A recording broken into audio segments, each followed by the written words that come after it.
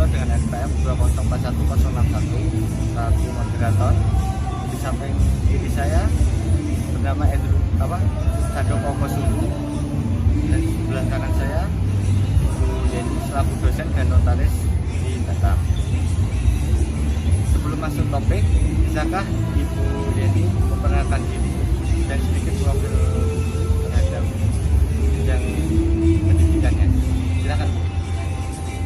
Nama saya Yeni Febriani, sarjana hukum magister penotariatan.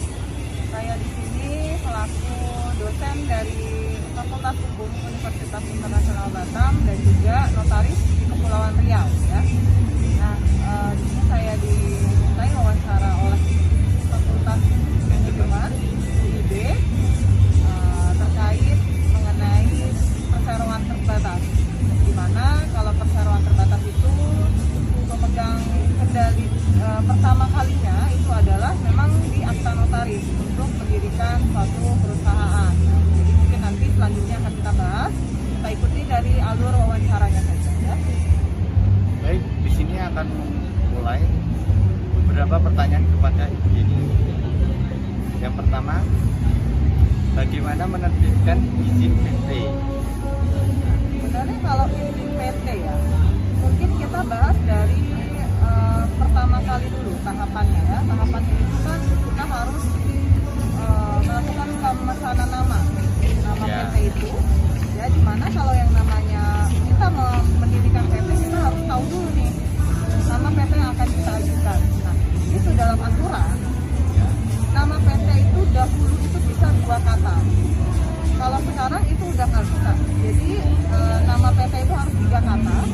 Itu harus berbahasa Indonesia, tidak boleh ada unsur bahasa asingnya. Dimana setelah kita melakukan pengecekan nama sudah oke. Nah, itu kita pengecekan nama PT-nya itu di sistem aku Kementerian Hukum dan HAM ya.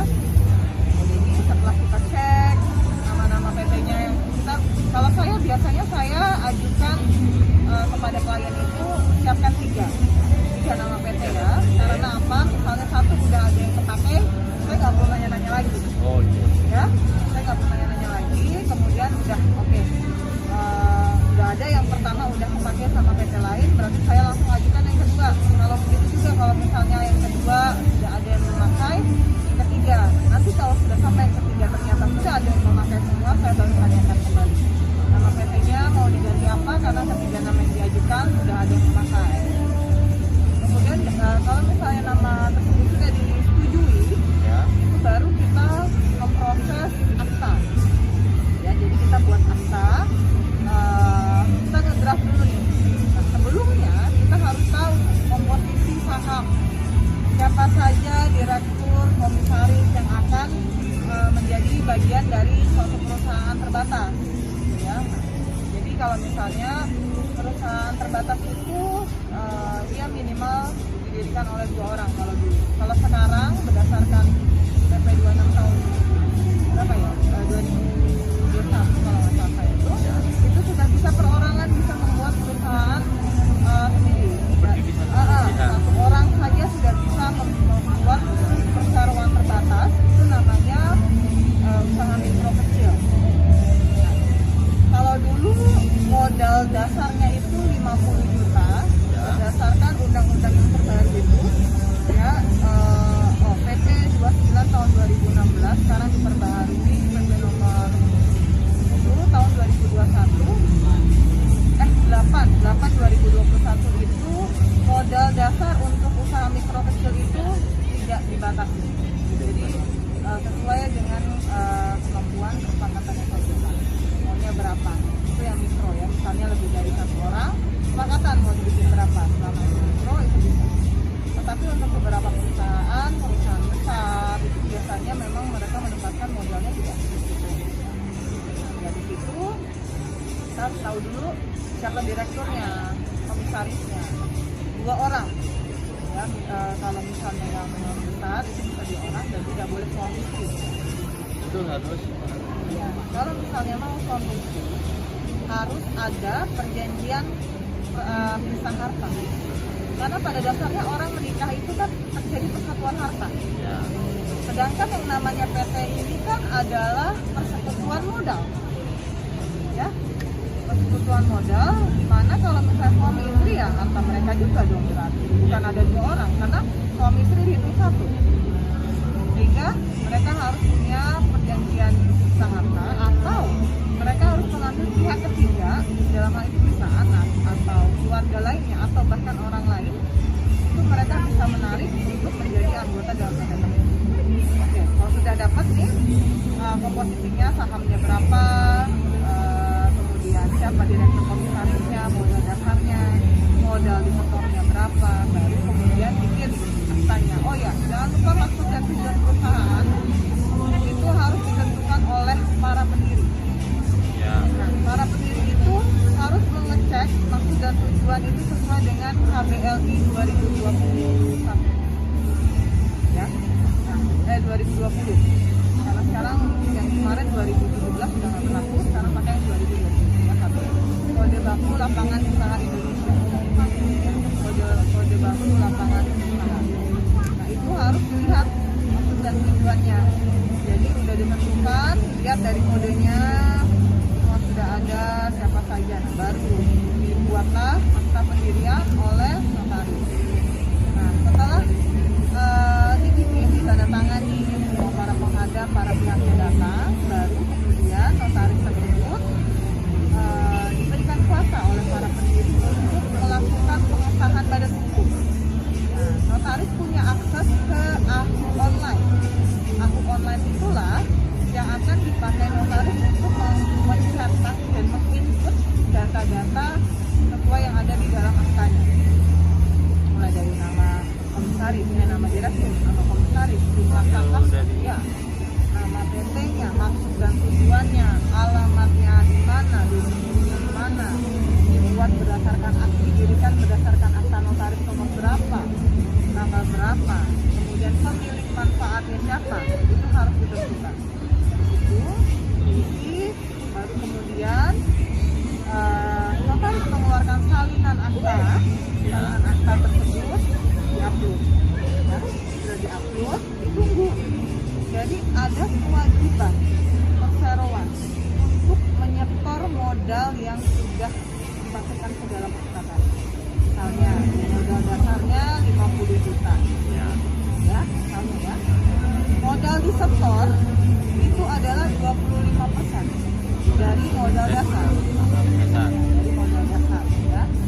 Jadi 12,5 juta itu harus disetor ke dalam rekening perusahaan. Kas. Ya.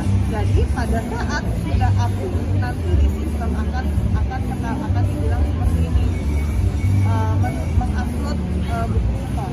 Nah, bukti setor itu kan pada saat nggak mungkin sehari setelah didirikan, kan harus ada proses penerbitan NPWP, NIB, yang mana pihak bank baru akan membuka setelah berkas-berkas PT lengkap.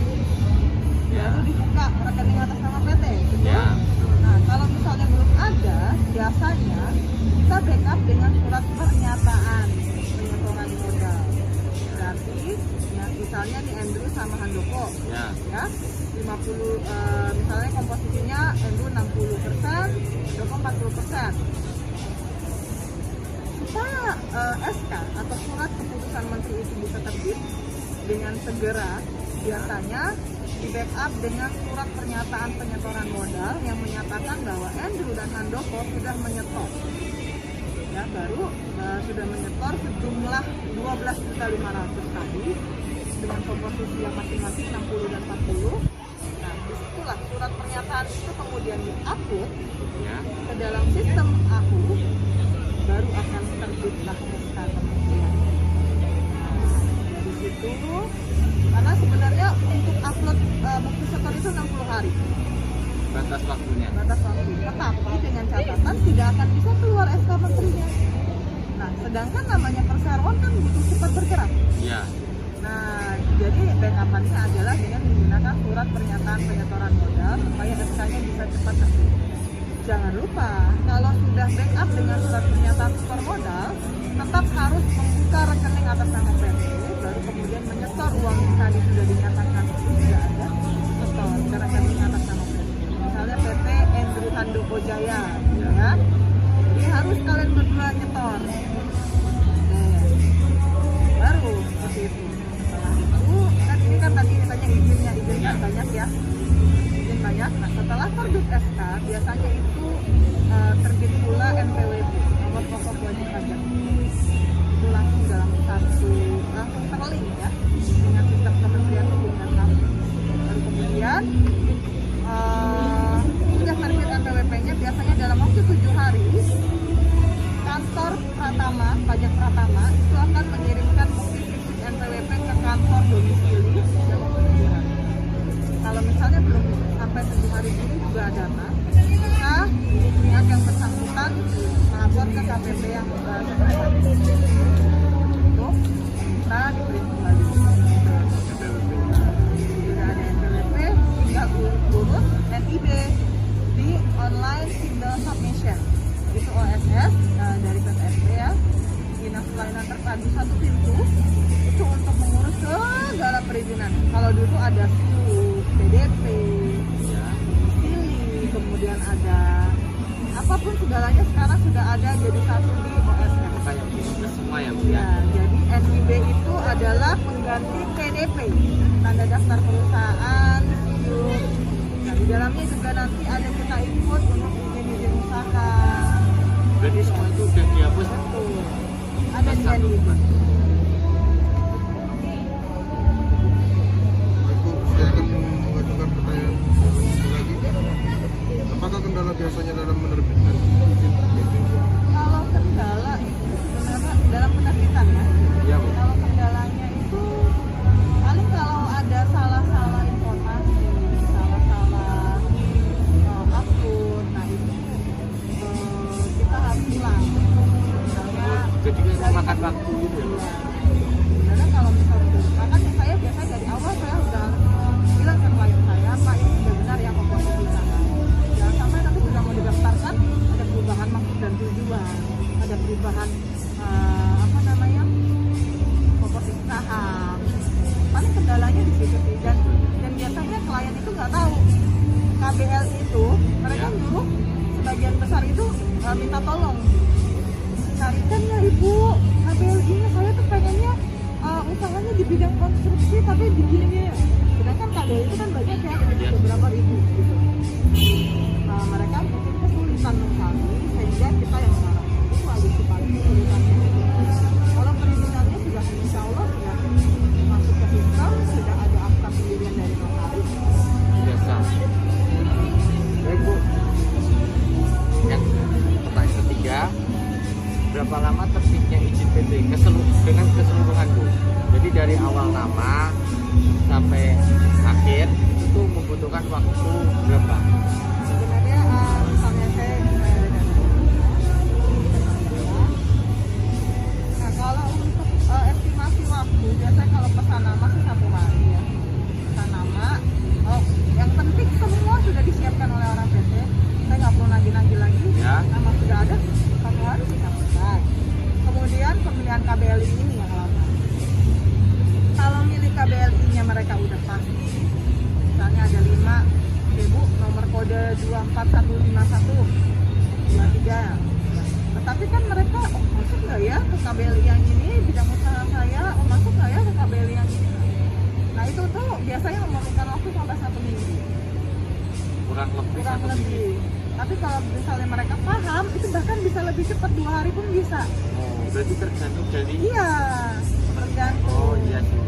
Gitu. Kemudian kalau buat akta sehari 2 hari langsung tanda tangan bisa. Asal itu tadi ya sudah jelas maksud dan tujuannya apa, sudah jelas siapa direkturnya, komposisi sahamnya, modal disetor, modal dasarnya berapa, sudah jelas itu 1-2 hari langsung tanda tangan dan akta. Dan salinan akta untuk kita upload di kementerian aku terbit akta tadi paling 2 hari selesai. Kemudian pendaftaran sistem aku itu 1 hari 2 hari udah asal udah lengkap tadi itu. Dan kalau semua Tergantung balik lagi ke iya, pendidikannya. kalau sistem itu sebenarnya 3 hari aja udah beres. Kalau di aku ya, dari 3 input sama kita upload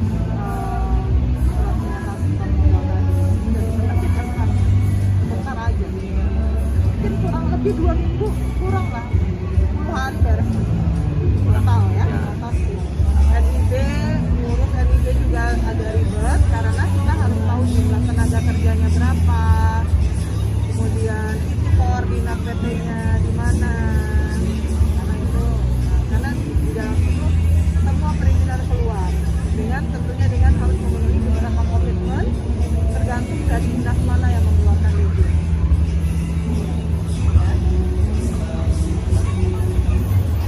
Nanti saya akan melanjutkan pertanyaan berikutnya.